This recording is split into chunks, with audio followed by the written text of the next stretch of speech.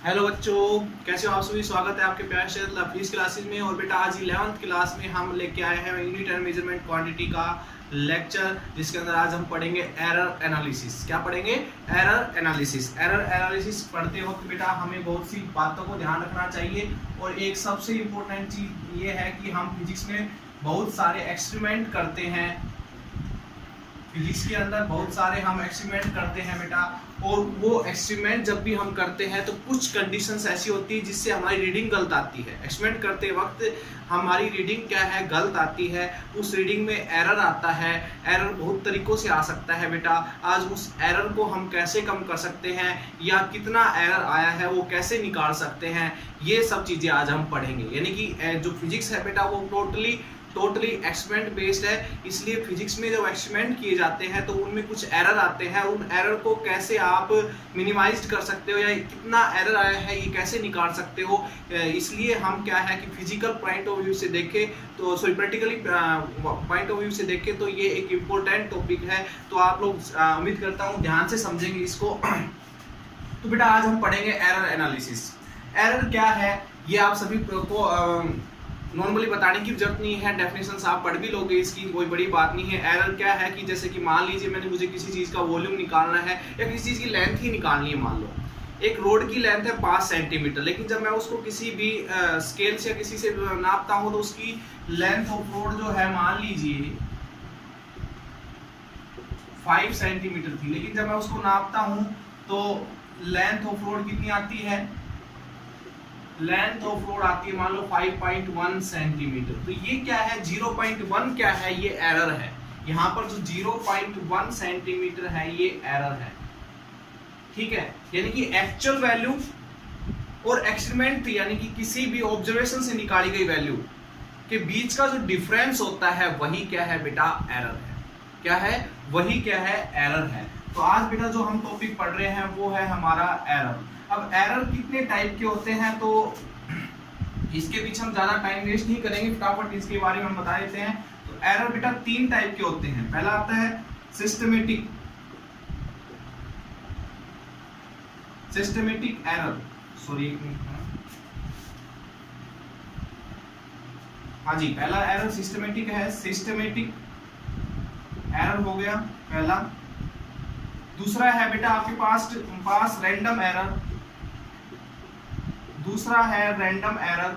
और तीसरा है लिस्ट काउंट एरर। और ये क्या होते हैं इसी के बारे में हम पढ़ेंगे आज। देखिएगा, सबसे पहले सिस्टमेटिक एरर की बात करते हैं। तो सिस्टमेटिक एरर क्या है कि हम जब एक्सपेरिमेंट कर रहे होते हैं तो हमारी कमियों की वजह से, यानी कि हम सही तरीके से एक्सपेरिमेंट जब नहीं कर रहे हैं, ठीक है, या कुछ नेचर की वजह से, तो हमारे जो एस्टिमेट में एरर आते हैं, यानी किसी भी चीज को ऑब्जर्व करते वक्त जो एरर आते हैं बेटा उसको हम सिस्टमेटिक एरर बोलते हैं। और इस एरर को बेटा रिमूव किया जा सकता है, यानी कि इस एरर को कम किया जा सकता है, इस एरर को हटाया जा सकता है। कैसे? जो आपको लग रहा है कि मान लीजिए मैं एक रोड, फॉर एग्जाम्पल एक रोड की लेंथ ही नापना चाहता हूँ। मान लीजिए रोड है तो इसके लिए मैंने एक स्केल यहाँ पर रखा। स्केल मान लो प्लास्टिक का है और टेम्परेचर वहां का हाई है। तो प्लास्टिक का जो स्केल है वो बेटा क्या होगा? टेम्परेचर हाई की वजह से क्या होता है? उसकी लेंथ इंक्रीज हो जाती है। यानी कि ये जो इंस्ट्रूमेंट है ये हमारा खराब है, यानी कि जो नापने का इंस्ट्रूमेंट है वो खराब है। तो लेंथ की जो रोड है उसको ये गलत नापेगा।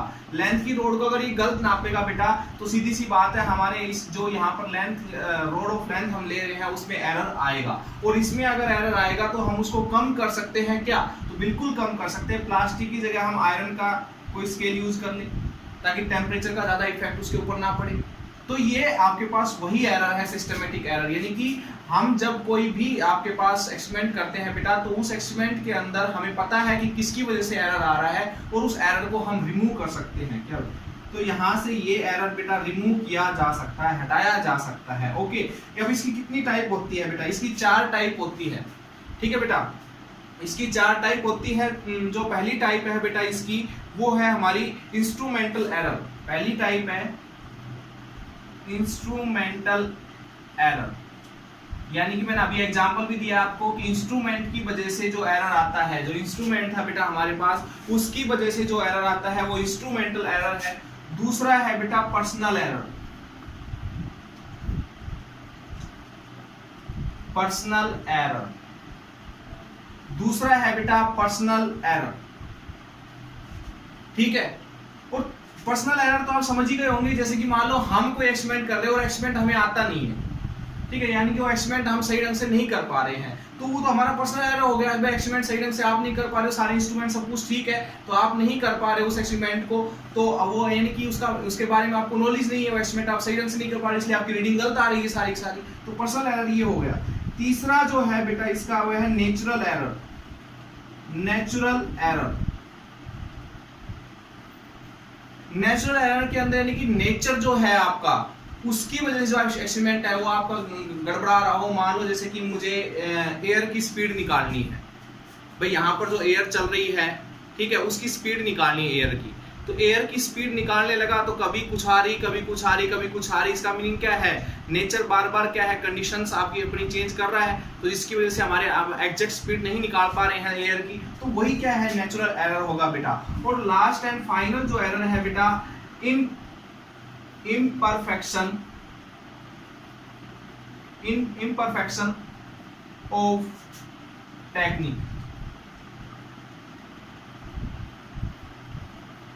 कहने का मीनिंग ये है कि जब हम किसी एक्सपेरिमेंट को करते हैं बेटा, तो उस एक्सपेरिमेंट को करने के लिए हमें यानी कि अच्छे तरीके से रूल फॉलो करने पड़ते हैं। कोई भी एक्सपेरिमेंट करते हैं तो हर एक्सपेरिमेंट को करने का एक प्रोसेस होता है, अगर उस प्रोसेस को हम क्या है फॉलो नहीं कर रहे हैं तो हमारा एरर आना स्वाभाविक है, यानी कि हमारे एक्सपेरिमेंट में एरर आएगा, हमारी रीडिंग के अंदर एरर आएगा। तो ये है बेटा सिस्टमेटिक एरर। अब ये है रैंडम एरर की बात करते हैं बेटा। रैंडम एरर क्या है कि ऐसा एरर जब हम एक्सपेरिमेंट करते हैं तो हमारी जो भी रीडिंग्स है उनके अंदर एरर आता है।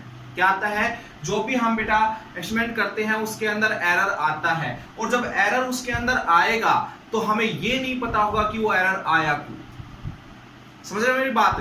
तो हमें इस जो एरर आएगा उसके जो कारण है उसको हम नहीं जानते, यानी कि जो कॉज है वो अननोन है। ठीक है, एरर को कम कर नहीं सकते बेटा आप यहाँ से, यानी कि नॉन रिमूवेबल एरर है बेटा, ये नॉन रिमूवेबल एरर है। ठीक है, इस एरर को आप बेटा कम नहीं कर सकते हो, क्योंकि ये एरर किसकी वजह से आया ये आप कंडीशन नहीं पहचान पाओगे। क्यों आया ये एरर, ये कंडीशन बेटा नहीं पहचान पाओगे। फॉर एग्जांपल जैसे कि मान लीजिए, देखिए बेटा कभी कभी क्या है कि जैसे कि मान लीजिए आप कोई एक्सपेरिमेंट कर रहे हो और वो एक्सपेरिमेंट जो है बेटा आपका 25 डिग्री सेल्सियस टेम्परेचर में ही होना है। ठीक है, अगर 25 डिग्री सेल्सियस टेम्परेचर नहीं होगा तो हम उस एक्सपेरिमेंट को नहीं कर पाएंगे। तो 25 डिग्री सेल्सियस जरूरी नहीं है, ये तो नेचर पे डिपेंड करता है। अगर टेम्परेचर मान लो उस टाइम अगर 30 डिग्री सेल्सियस है तो इसका मीनिंग ये ऐसा एरर है, इसकी वजह से आपके एक्सपेरिमेंट में एरर आएगा, इस टेम्परेचर की वजह से आपके एक्सपेरिमेंट में एरर आएगा, और इस टेम्परेचर को आप घटा के 25 भी नहीं कर पाओगे वहां के। तो ये ऐसा आपके पास बेटा एरर है जिसको आप रिमूव नहीं कर सकते हो। अब आप कहोगे सर यहाँ पर बहुत सारी हम कंडीशन यूज कर सकते हैं, फ्रीज कर सकते हैं 25 टेम्परेचर करने के लिए। ठीक है बेटा, तो फ्रीज करने से भी आपका एक्सपेरिमेंट में एरर आ सकता हो, क्या पता। तो इसलिए हम कह सकते हैं कि एक एग्जाम्पल मैंने बेटा यहाँ पर दिया है कि इस एरर को आप बेटा रिमूव नहीं कर सकते हो। इस एरर को रिमूव कर सकते हो काफी हद तक। उसका कारण क्या है, उसको किस तरीके से थोड़ा बहुत अगर रिमूव करना चाहते हो तो आप क्या कर रहे हो कि जैसे ये लेंथ ऑफ रोड थी, मान लो ये 5 सेंटीमीटर थी, आपने नापी 5.1 सेंटीमीटर है, दोबारा नाप के देख लो, दोबारा क्या पता 5.05 आ जाए, उसके बाद नाप के देखो 5.09 आ जाए, उसके बाद नाप के देखो 4.95 आ जाए। तो कई रीडिंग लेकर देखो इसकी, और ये जितनी भी रीडिंग आपने ली है इसकी लेंथ की, इन सबका मीन निकाल लो बेटा। क्या निकाल लो, मीन निकाल लो। तो बहुत सारी रीडिंग लेकर, देखिए ध्यान सुनिए, बहुत सारी रीडिंग लेकर एक ही एक्सपेरिमेंट की और उसका मीन निकाल लो। जो मीन आए ना उसी को एग्जैक्ट आप मान के चलो कि इस रोड की लेंथ यही होगी। ठीक है बेटा, जैसे कि ये 4 हमने रीडिंग ली, इन चारों को हमने जोड़ा, इन चारों को हम जोड़ेंगे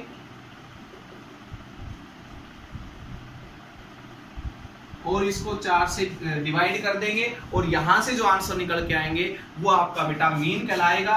ठीक है, यानी कि इसको हम x बार से नोट करते हैं और जो ये मीन निकल के आएगा यही आपके लगभग आसपास होगा इस 5 सेंटीमीटर के, और इसी को हम बेटा इसकी एग्जैक्ट लेंथ मान के चलेंगे इस रोड की। लेकिन ये इसमें भी थोड़ा बहुत एरर आता है, इसलिए हम कह सकते हैं कि रैंडम एरर को ज्यादा रीडिंग लेके उसका मीन निकाल के ही थोड़ा बहुत कम किया जा सकता है, वरना रैंडम एरर कम नहीं। अब हम बात करते हैं लिस्ट काउंट एरर की। लिस्ट काउंट एरर क्या है बेटा, ध्यान दीजिएगा। लिस्ट काउंट एरर के अंदर मान लीजिए जैसे कि आपकी बेटा एक रोड है, ये रोड है, ठीक है। इस रोड को नापने के लिए मैं एक स्केल का यूज कर रहा हूं। स्केल थोड़ी बड़ी रीडिंग दिखा रहा हूं बेटा स्केल की।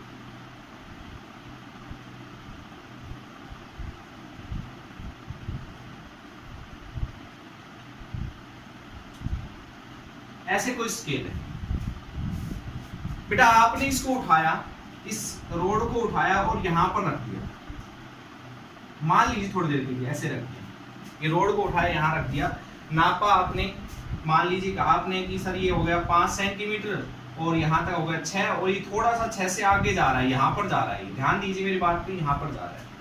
तो यानी कि आप इसको क्या लिख दोगे सर, 6 सेंटीमीटर इसकी क्या है, लेंथ है इस रोड की, 6 सेंटीमीटर लेंथ है। लेकिन बेटा आपने 6 सेंटीमीटर तो ले लिया, लेकिन 6 सेंटीमीटर से थोड़ा सा आगे जा रहा था, लेकिन ये 7 तक भी नहीं पहुंच रहा था, लेकिन ये बीच में थोड़ा सा, इसके बीच से थोड़ा सा इधर था। लेकिन ये एरर तो है ना, हम ये कह सकते हैं कि प्लस 0.005 सेंटीमीटर और भी आगे है ये थोड़ी सी रोड, तो ये एक हिसाब से ये एरर ही तो हो गया। इसको बोलते हैं लिस्ट काउंट एरर, यानी कि आपके पास एक स्केल दे रखा था, उसकी 1-1 सेंटीमीटर की गैप पर रीडिंग थी, वो 1-1 सेंटीमीटर से भी छोटा आपके पास उसके बीच में आ जाता है, तो लिस्ट काउंट एरर यही बोलते हैं। यानी कि जो आपके इंस्ट्रूमेंट होते हैं बेटा फिजिक्स के अंदर, जिनसे आप किसी चीज की लेंथ, ब्रेड्थ, हाइट जो भी चीजें निकालते हो, उसके अंदर बेटा आप स्मॉल से स्मॉल रीडिंग भी निकालनी पड़ती है, उसी को हम बोलते हैं लिस्ट काउंट एरर, जो आप नेगलेक्ट करके चल लेते हो कि भाई इतना ही होगा, जैसे 6 सेंटीमीटर अब यहाँ पर हम बोल देते हैं। ठीक है, तो ये है बेटा लिस्ट काउंट एरर। ठीक है, तो ये थे टाइप ऑफ एरर थी। अब बेटा हम एरर कैसे निकालते हैं, क्या क्या तरीके होते हैं एरर निकालने के, क्या क्या क्वेश्चंस इसके ऊपर आ सकते हैं, वो अब हम डिस्कस करते हैं। तो सबसे पहले हम बात करेंगे बेटा एरर निकालने की तरफ बढ़ते हैं एक छोटे से एग्जाम्पल के साथ। ध्यान दीजिए मेरी बात पे।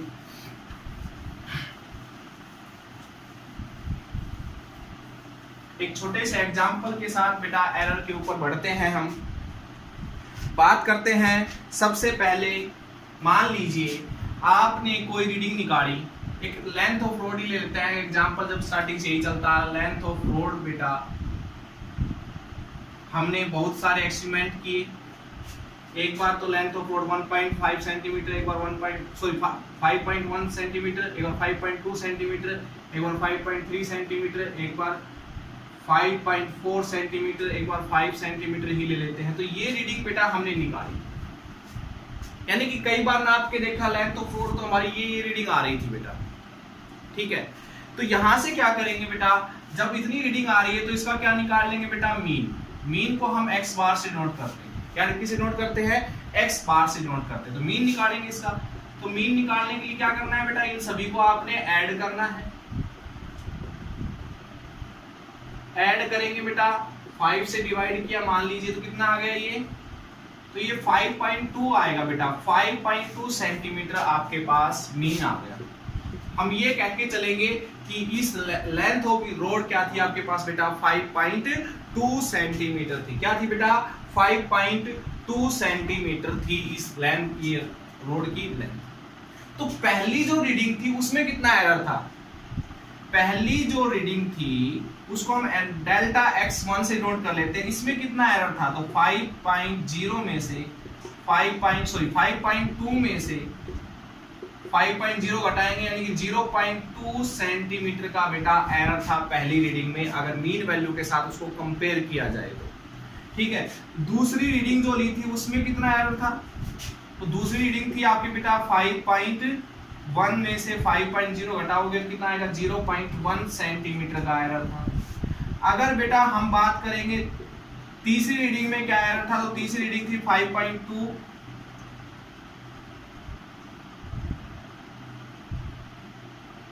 सॉरी बेटा मैंने यहाँ पर एक गलती कर दी है, आपके पास दूसरी रीडिंग में कितना एरर था, 5.2 में से 5.1 घटाएंगे 0.1 सेंटीमीटर, और तीसरी रीडिंग में क्या था बेटा, 5.2 में से 5.2 घटाएंगे तो क्या आएगा बेटा यहाँ से 0 सेंटीमीटर।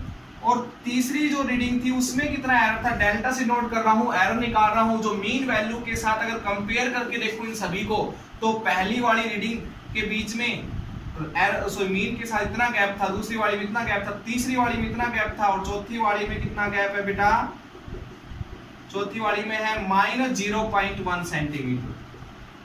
x5 5.2 में से 5.4 घटाओगे तो -0.2 सेंटीमीटर। अच्छा बेटा एक चीज याद रखना, यहां पर एरर 0.2 सेंटीमीटर का आ रहा है, यहां पर एरर 0.1 सेंटीमीटर का आ रहा है, यहां पर 0 सेंटीमीटर का एरर है, और यहां पर कितना एरर है, तो आप कहोगे सर -0.1 सेंटीमीटर का। नहीं बेटा, एरर कभी भी माइनस में नहीं लेना है, याद रखना।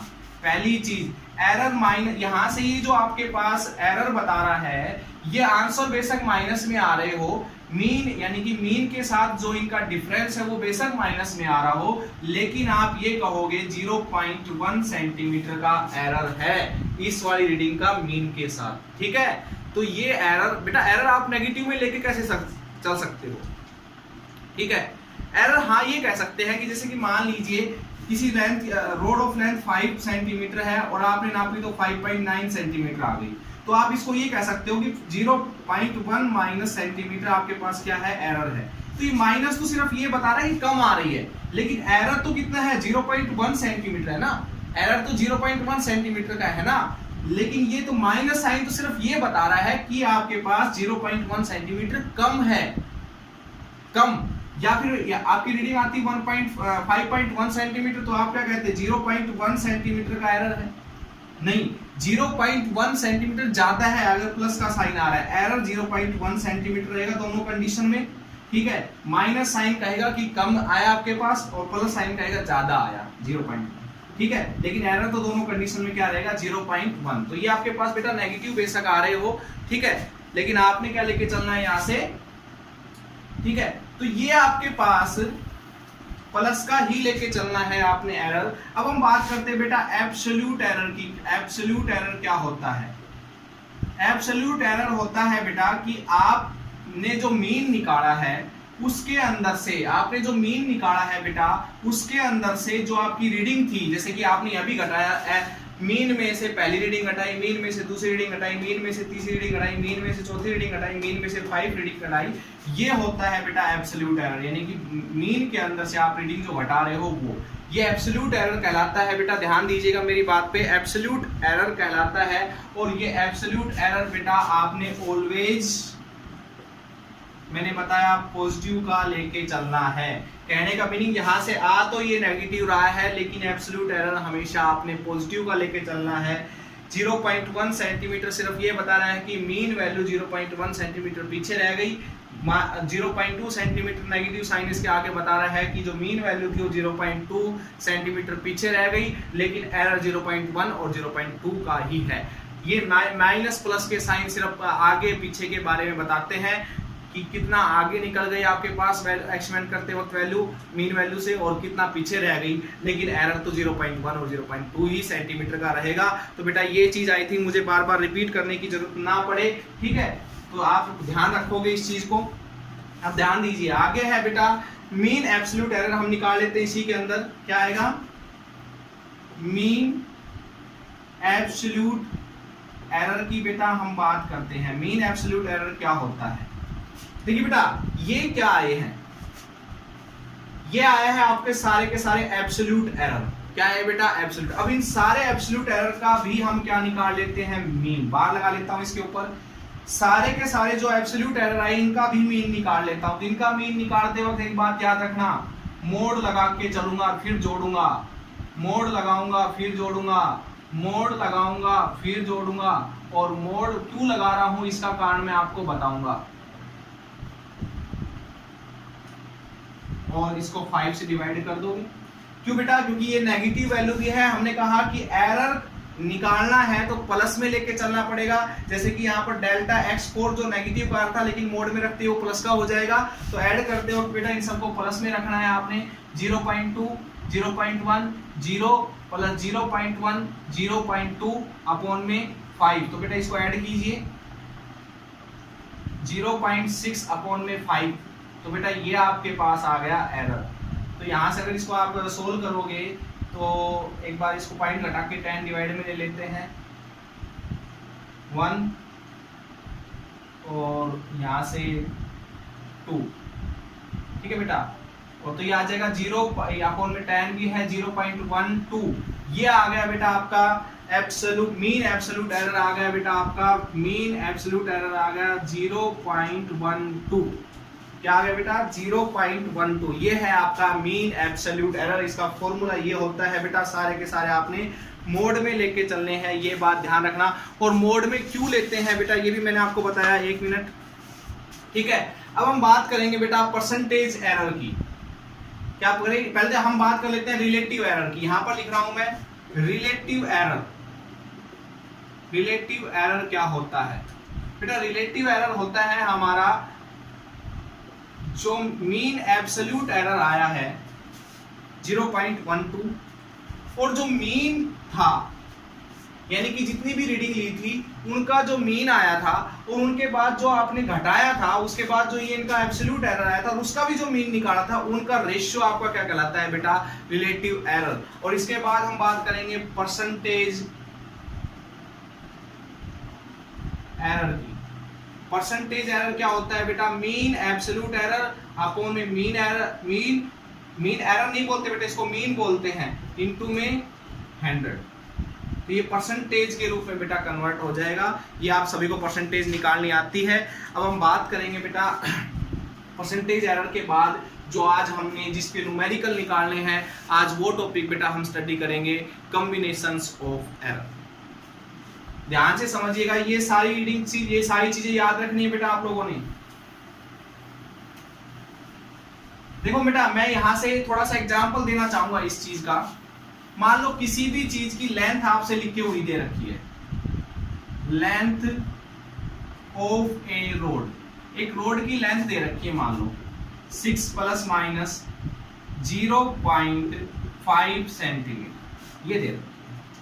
तो आपको मैं एक बात देता हूं, ये जो वैल्यू दे रखी है आगे बेटा, ये इस रोड की लेंथ दे रखी है बेटा जो यहां से आई हुई है, इन सब के मान लो मीन से। किसी भी लेंथ की रोड मान लो दे रखी थी 5.9, दूसरी रीडिंग में 6 आया, तीसरी रीडिंग में 6.1 आया, तो बेटा इन सब का मीन निकाला, इन सबको ऐड करके तो आंसर आ गया 6। तो ये मान लीजिए ये जो आपके पास दिया होगा न्यूमेरिकल के अंदर, तो बेटा ये मीन दिया होगा, बहुत सारी रीडिंग निकाली गई होगी, उसके बाद उनका मीन निकाला गया होगा, तो यहाँ पर जो लिखा मिलेगा वो लिखा मिलेगा मीन, यानी कि यहाँ पर दे रखा है आपके पास मीन दे रखा है इन सभी रीडिंग का। और ये पीछे जो 0.5 है बेटा, ये मीन ऑफ एब्सोल्यूट एरर दे रखा है, यानी कि आपके पास जितनी भी रीडिंग ली गई है उनके साथ जो इसका गैप है वो दे रखा है मान लो 0.5 सेंटीमीटर। क्लियर? तो ये चीज आपके पास दी होगी, यही इसी से हम शुरुआत करेंगे। अब हम पढ़ लेते हैं कॉम्बिनेशंस ऑफ एरर। क्या पढ़ेंगे? Combination of error. ध्यान दीजिए मेरी बात पे, क्या होता है बेटा कॉम्बिनेशन ऑफ एरर?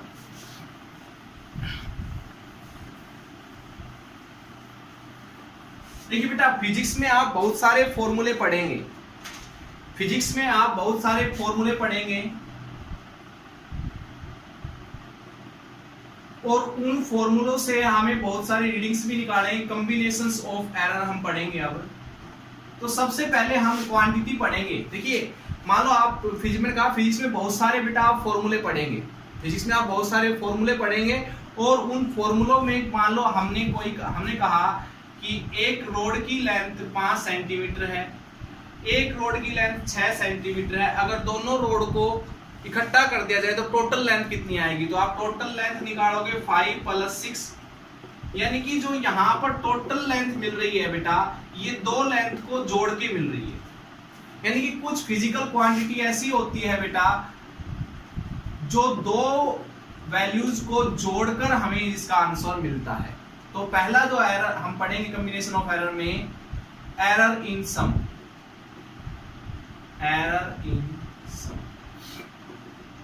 ठीक है, अब मान लो जड़ जो है बेटा इस रोड की एक्चुअल लेंथ है, जब दोनों रोड को एक साथ जोड़ जाता है ए, पहले वाले की जो लेंथ थी हम ए मान लेते हैं, दूसरे वाले की जो लेंथ थी बी थी, टोटल दोनों की लेंथ निकालनी है, दोनों इकट्ठा रखा जाता है तो जड़ मिलती है। ठीक है बेटा, तो ये हम एरर ऑफ सम निकालने की कोशिश करेंगे। अब एक बात सुनिए मेरे ध्यान से, ये मान लो पहली जो रोड थी इसमें गड़बड़ थी, यानी कि 5 सेंटीमीटर जो थी इसकी लेंथ, वो एक्चुअल में हमने जब नापी जो 5.1 सेंटीमीटर आई, यानी कि मैं कह सकता हूं कि ए के अंदर प्लस माइनस कुछ ना कुछ एरर था। ठीक है, ऐसे ही बी के अंदर भी कुछ ना कुछ एरर था।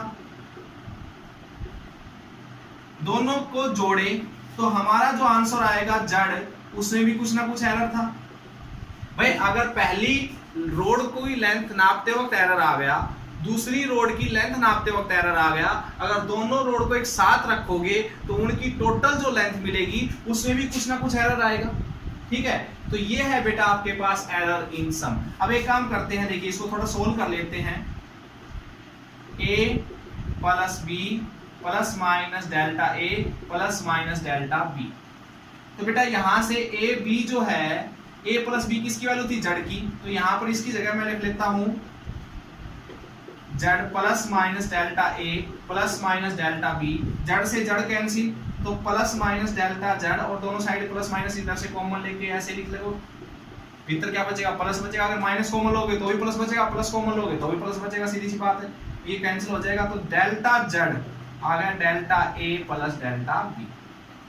ये है बेटा आपके पास, यानी कि अगर मैं कह सकता हूं कि आपके पास एक रोड की जो लेंथ थी बेटा वो 5 सेंटीमीटर थी, फर्स्ट रोड की जो लेंथ थी, और सेकंड रोड की जो लेंथ थी वो 6 सेंटीमीटर थी। लेकिन जब मैंने नापा तो पहली रोड की जो लेंथ थी वो 5.1 सेंटीमीटर, यानी कि डेल्टा ए कितना आ गया 0.1 सेंटीमीटर, और दूसरी रोड की जब लेंथ नाप के देखी तो मान लो कहता है कि 5.9 सेंटीमीटर, यानी कि दूसरी रोड के अंदर माइनस 0.1 सेंटीमीटर का एरर था।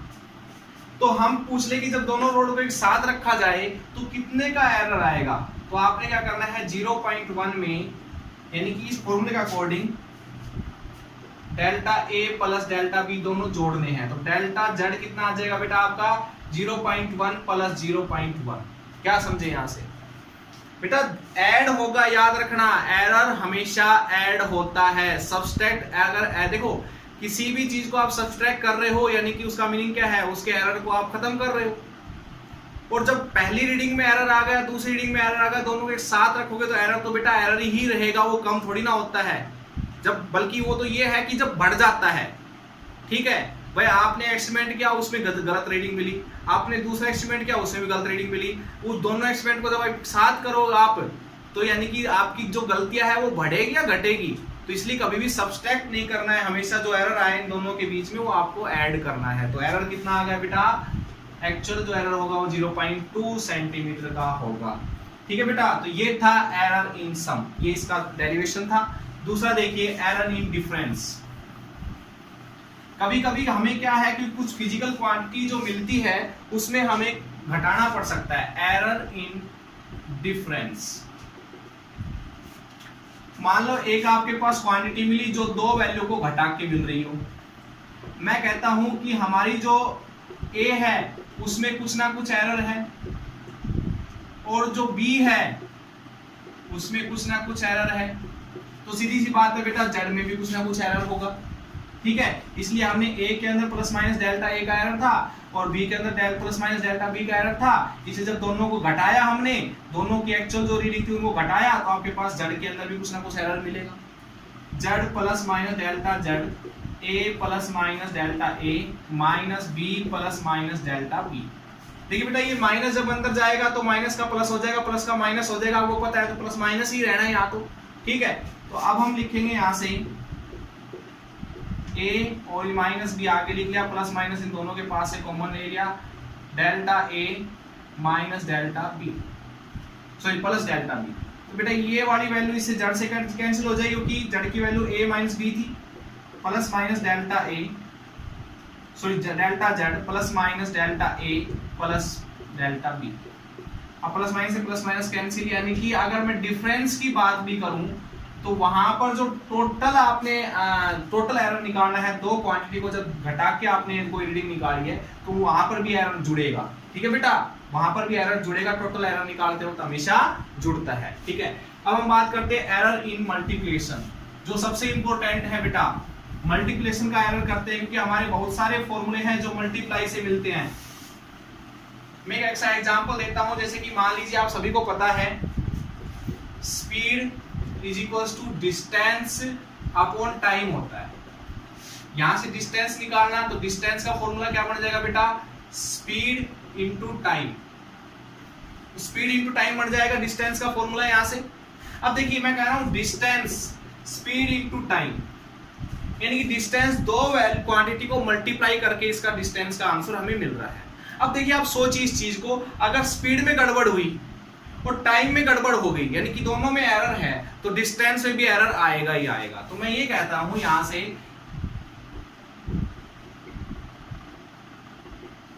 यानी कि एरर इन मल्टीप्लिकेशन शुरू करते हैं तो हम कहते हैं कि कोई क्वांटिटी है तो दो चीजों की मल्टीप्लाई से हमें मिलती है।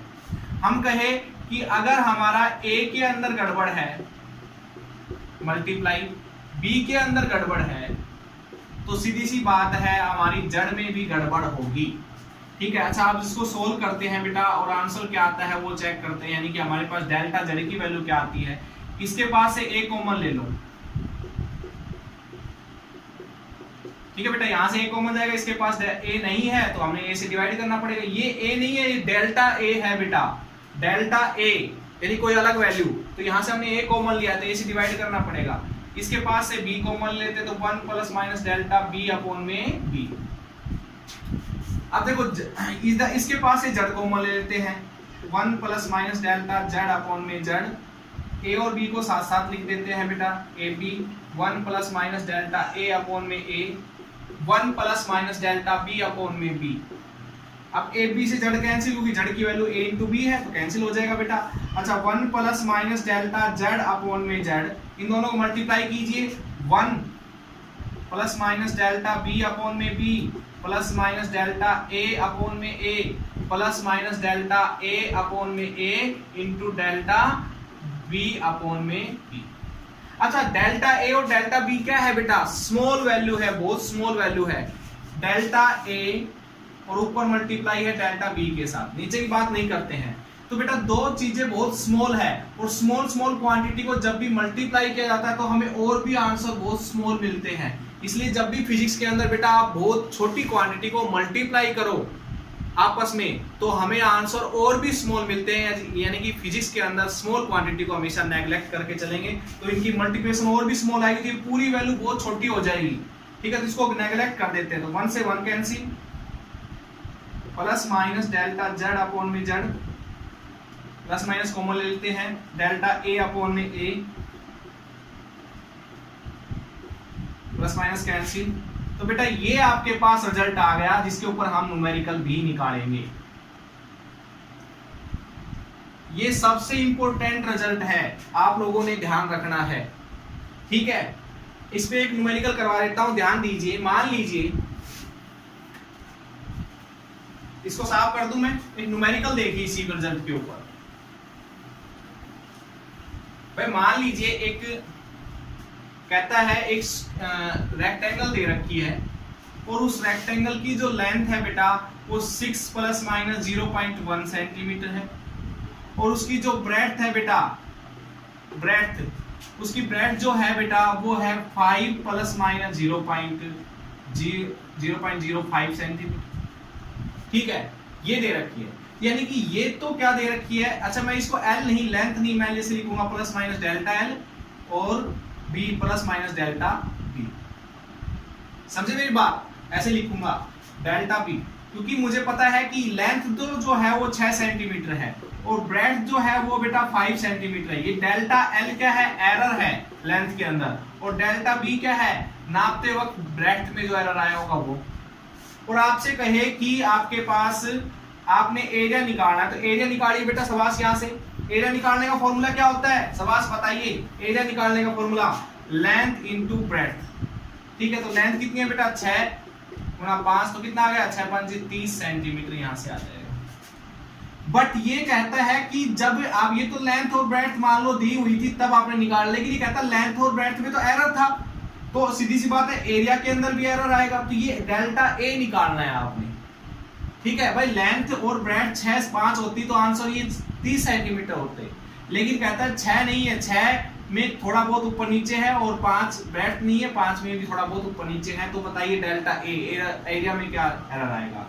तो इस फॉर्मूले से बेटा सोल्व करेंगे, क्योंकि आपको पता है एरिया जो है मल्टीप्लिकेशन है लेंथ और ब्रेड्थ की, तो यहाँ से डेल्टा जेड अपॉन में जेड के वाले तरीके से करेंगे। तो क्या लिखूंगा मैं यहाँ पर, डेल्टा ए अपॉन में ए, डेल्टा एल अपॉन में एल, बीच में प्लस का साइन याद रखना, बीच में प्लस का साइन है यहाँ पर, कभी मल्टीप्लाई यहाँ पर मल्टीप्लाई देख रहे हो तो यहाँ पर मल्टीप्लाई कर दो नहीं, ठीक है बेटा। तो डेल्टा ए निकालना है, ए की वैल्यू 30, डेल्टा एल की वैल्यू कितनी है 0.1, एल कितना है 6, ये कितना है 0.05, ये कितना है 5, ठीक है बेटा। इसको आप सोल्व कीजिए और इस 30 को इधर जाके एलसीएम निकालिए और यहां से बेटा डेल्टा ए निकल के आ जाएगा, ठीक है बेटा। तो ये फॉर्मूला आपका बड़ा इंपॉर्टेंट है, याद रखना। अच्छा, कभी आपने परसेंटेज एरर निकालना पड़ जाए तो क्या करोगे, दोनों साइड 100 से मल्टीप्लाई, क्या कर देना 100 से मल्टीप्लाई, तो परसेंटेज एरर आपका निकल के आ जाएगा। मान लो इसी में अगर परसेंटेज एरर निकालना होता तो स्टार्टिंग में ही दोनों साइड 100 से मल्टीप्लाई करके चलते आप बेटा। तो आगे समझ में, अब हम करते हैं एरर इन डिवीजन। डिवाइड करने से भी कुछ क्वांटिटीज मिलती है। फॉर एग्जांपल, जैसे कि हमने अभी कहा स्पीड जो है वो डिस्टेंस अपॉन टाइम है। क्या है बेटा, डिस्टेंस अपॉन टाइम है स्पीड, ठीक है। तो ध्यान दीजिए, स्पीड जो है बेटा डिस्टेंस अपॉन टाइम है, ओके। तो ये डिवाइड करने से, ये फिजिकल क्वांटिटी दो चीजों के डिवाइड करने से मिलती है। ऐसे ही कोई फॉर्मूला है वो दो चीजों के डिवाइड करने से मिलता है। ऐसे ही हम कहें कि अगर मान लीजिए ए के अंदर एरर है और बी के अंदर भी एरर है, तो सीधी सी बात है जड़ के अंदर भी एरर आएगा। जड़ कॉमन ले लीजिए 1 plus minus delta Z upon में जेड, ऊपर से ए कॉमन ले लीजिए 1 plus minus delta A upon में ए, नीचे से बी कॉमन ले लीजिए 1 plus minus delta B upon में बी। जड़ की जो वैल्यू होती है यहाँ पर देखिए, जड़ की जो वैल्यू होती है वो ए अपॉन बी लिख सकता हूँ, तो ए अपॉन बी से ए अपॉन बी कैंसिल हो जाएगा, 1 plus minus delta Z upon में जेड। इसको, इसकी पावर नीचे 1 है, इसको ऊपर लेके जाइए बेटा, इसको ऊपर लेके जाओ, पावर माइनस में हो जाएगी। जब आप इसको बेटा ये पावर में जो माइनस है, इसको बाइनोमियल थ्योरम जो आप मैथ में भी पढ़ोगे बेटा, मैं डायरेक्ट यूज कर लेता हूं।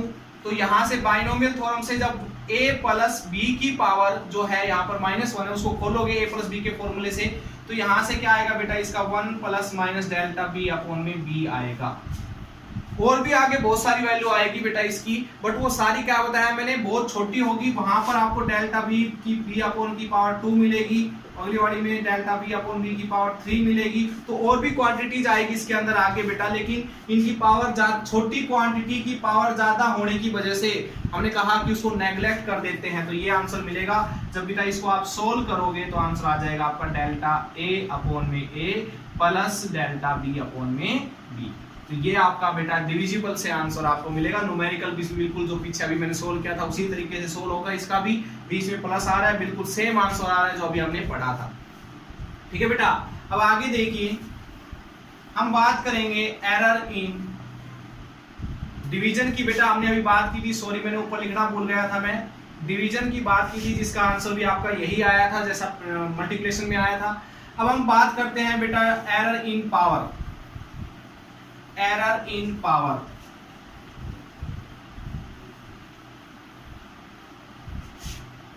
जैसे कि फॉर एग्जांपल मैं ग्रेविटेशनल फोर्स की बात करता हूं, तो ग्रेविटेशनल फोर्स बेटा आप सभी को पता है ये होता है।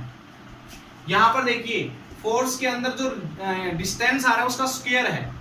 तो कई बार क्या है कि कुछ फिजिकल क्वांटिटी जो है बेटा वो हमें पावर में मिलती है, जैसे कि a की पावर n ले लेते हैं, यानी कि कुछ आंसर हमें किसी का पावर लगाने से मिलते हैं। ठीक है, अब हम बात करते हैं कि इसके अंदर कैसे एरर आएगा। देखिए बेटा, मैं कहता हूं कि अगर मैं हमारा जड़ में एरर आया है तो उसका कारण क्या है कि ए के अंदर कुछ ना कुछ एरर होगा, और पावर तो बेटा साथ में चलेगी चलेगी। ठीक है, अब यहां से जड़ कॉमन ले लिया,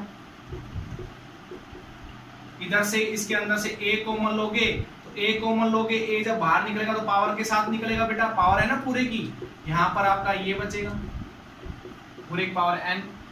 तो जड़ की वैल्यू a की पावर n थी तो ए से cancel, 1 plus minus delta z upon में जड़।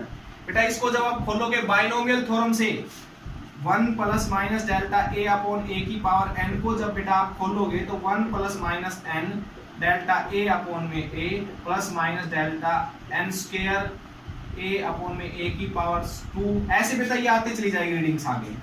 तो यहाँ पर डेल्टा a की का स्क्वायर आ रहा है, तो इसका मीनिंग क्या हो गया बेटा, बहुत छोटी क्वांटिटी बेटा आपको यहाँ से मिलेगी। तो स्क्वायर बड़ी वाली टर्म जितनी भी आएगी उनको नेगलेक्ट कर देंगे, आंसर आपका ये आएगा। बाइनोमियल थ्योरम से जब आप इसको ओपन करोगे तो आपका आंसर यही आएगा, ये n होगा, इसके आगे 1 से 1 cancel, plus minus cancel, delta z upon में z n डेल्टा a। सबसे इंपॉर्टेंट फॉर्मूला बेटा, सबसे इंपॉर्टेंट फॉर्मूला आप लोगों ने ध्यान रखना है, और इसी के ऊपर बेटा एक न्यूमेरिकल हम कर लेते हैं। ठीक है, चलो देखो,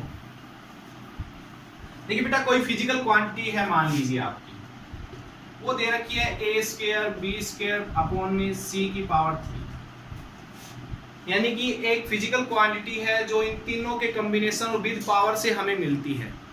ठीक है बेटा, तो आपसे कहे कि बताइए जड़ के अंदर एरर आया तो इसको कितना एरर आएगा, तो बेटा आप लिखोगे डेल्टा z अपॉन में z।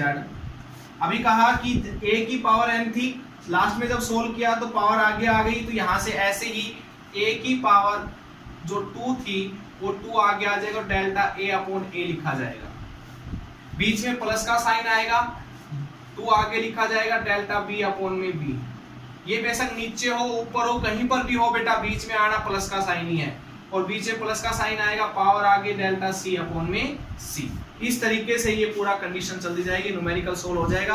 अगर आपने यहाँ से परसेंटेज एरर निकालना है तो बेटा दोनों साइड किससे मल्टीप्लाई कर दोगे, 100 से आप इसको मल्टीप्लाई कर दोगे। क्लियर, ये चीज याद रखना परसेंटेज एरर निकालते वक्त। एक न्यूमेरिकल करते हैं बेटा, आसान सा न्यूमेरिकल करते हैं, एक ध्यान दीजिए, ज्यादा हार्ड न्यूमेरिकल्स इस पे एरर्स पे आते नहीं है बेटा। और जो ये लास्ट में मैंने 5 रूल्स आपको करवाए हैं, error in sum, error in difference, error in multiplication, error in division and error in power, इन पे न्यूमेरिकल होंगे, वीडियो को लास्ट तक देखा करो।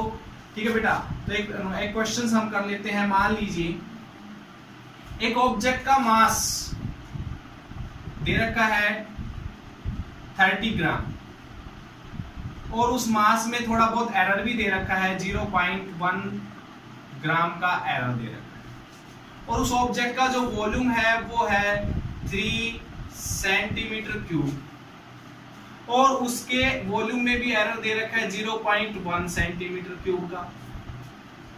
तो कहता है वो जो ऑब्जेक्ट है उसकी दोनों रीडिंग दे रखी है, मास दे रखा, वॉल्यूम, कहता है उसकी डेंसिटी बताइए, और डेंसिटी में जो एरर आएगा, क्योंकि मास और वॉल्यूम में एरर तो डेंसिटी में भी एरर होगा, वो एरर भी बताइए बेटा। तो सबसे पहली बात करते हैं हम डेंसिटी निकालते हैं। डेंसिटी निकालने का फॉर्मूला होता है मास अपॉन में वॉल्यूम। तो मास कितना है 30, वॉल्यूम कितना है 3, तो आंसर आ गया बेटा 10 ग्राम पर सेंटीमीटर क्यूब, इसकी डेंसिटी आ गई।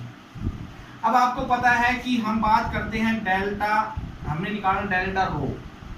तो बेटा जो ये यहाँ पर देखिए डेंसिटी जो है मास और वॉल्यूम के डिवीजन से मिल रही है, लेकिन आपको मैंने बताया था कि आपके पास आंसर जो होंगे मास है ऊपर, तो डेल्टा m अपॉन में m आगे लिख लिया, प्लस डेल्टा v अपॉन में v। ऐसे आंसर यही चलेंगे। जो अभी डिवीजन में जो हमारा आंसर आया था वो ये था डेल्टा a अपॉन में a, डेल्टा b अपॉन में b, जिसमें हमने कहा था जड़ जो है वो a और b का डिवीजन से मिलता है।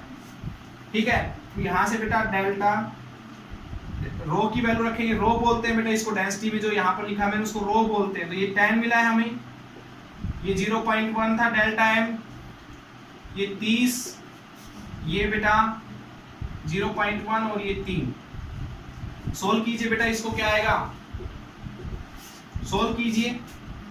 तो यहाँ से हम 10 30 एलसीएम ले लेंगे, या फिर ऐसे लिख लेंगे, एक काम करेंगे, इसको पॉइंट को हटाने के लिए ऊपर 1 नीचे आ जाएगा 3, और इसमें हम पॉइंट हटाएंगे तो क्या लिखेंगे 130,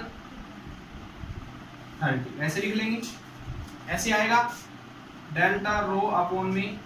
या फिर एक काम करो, चलो छोड़ो, इस 10 को जब ऊपर लेके जाओगे दोनों साथ मल्टीप्लाई होगा, पॉइंट हट जाएगा, तो डेल्टा रो की वैल्यू क्या आ जाएगी 1 अपॉन में 30 प्लस 1 अपॉन में 3। डेल्टा रो यहाँ से 30 हमने ले लिया एलसीएम, तो बेटा यहाँ पर क्या आएगा 1 प्लस यहाँ पर आएगा 10, तो 11 बाई 30। डेल्टा रो की वैल्यू कितनी आ गई बेटा, यहाँ से सोल्व कर लेना इसको, तो यहाँ से आपका आ जाएगा 1.1 अपॉन में 3 ग्राम पर सेंटीमीटर क्यूब का एरर आता है डेंसिटी में, क्योंकि मास और वॉल्यूम में भी एरर है। अगर परसेंटेज एरर निकालना हो, परसेंटेज एरर इन डेंसिटी निकालना हो बेटा आपने, तो कैसे निकालोगे? परसेंटेज एरर इन डेंसिटी निकालना हो तो कैसे निकालोगे बेटा? वो निकालना है बेटा आपने 1.1/3 को 100 से मल्टीप्लाई करके। ओके, ध्यान रखना ये चीज, तो ये आ जाएगा बेटा परसेंटेज एरर। ठीक है, समझ में आ गई बात। अब देखिए आगे एक न्यूमेरिकल और करते हैं।